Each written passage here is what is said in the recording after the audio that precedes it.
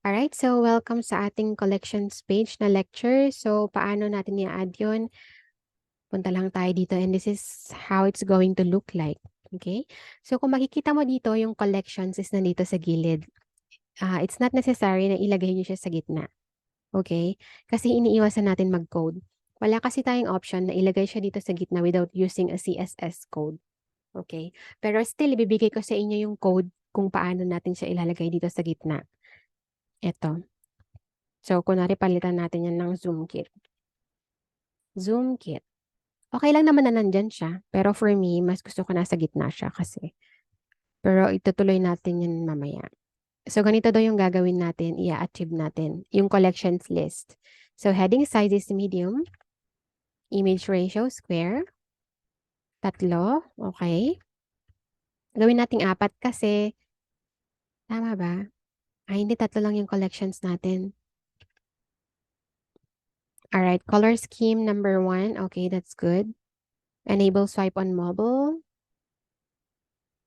Yan, 1 column. Lagi tayong 1 column lang kapag ano ha, or depende sa inyo na naman. Kung 2 nyo kasi, tingnan nyo yung itsura. Meron tayong kulang eh. Oh, kung hindi naka-enable yung swipe nito, tapos 4 lang naman yung collections mo, okay lang naman. Hindi naman siya masyado nag-take up ng space. So, tignan nyo rin yung balance ha, kasi 3 lang siya. So, ang pangit. Pero kung naka-enable swipe on mobile view siya, na mag-a-appear na collections dito is 2 instant. Then kapag nag-scroll ako, 1 lang yun mapupunta doon. So, pwedeng 1 column lang. Ayan, malaki siya. And may indicator naman dito na pwede siyang i-swipe. Alright, so ganun siya. Itong enable view all button, for example, ang dami mong collections. So, piliin mo lang yung mga top collections na ilalagay mo dito. And kapag nag-view all ka kasi, merong button dito sa baba or sa taas.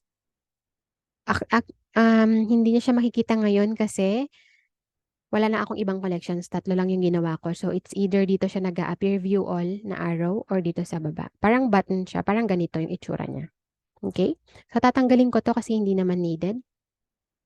So, tapos na tayo dyan sa section settings. Ngayon, isi-set na natin yung collection mismo. So, dito 3 lang yung collections. First collection, piliin natin si headset. Second collection, piliin natin si microphone. And then the last, piliin natin si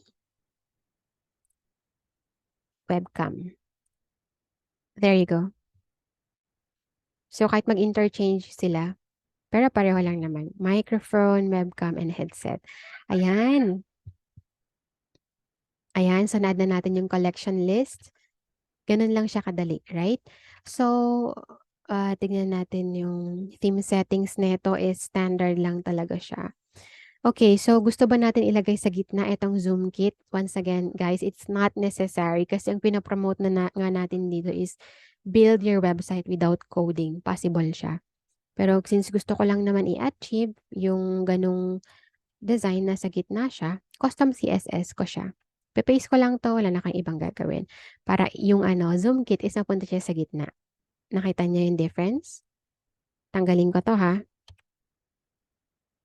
Bumalik siya sa gilid. Fully functional pa rin ba yung website kahit wala sa gitna to? Yes. Fully functional pa rin siya. Ang CSS kasi is para sa style lang naman. Wala siyang kinalaman dun sa function. Design lang talaga siya or yung style lang talaga. Alright? Pero kung ayaw niya yan, gusto niya panindigan na ayoko mag-code, okay lang. Huwag niyo nang ilagay. That's fine. So, congratulations. Nakapag-build na tayo ng 1, 2, 3, 4 na sections. Make it a habit to save.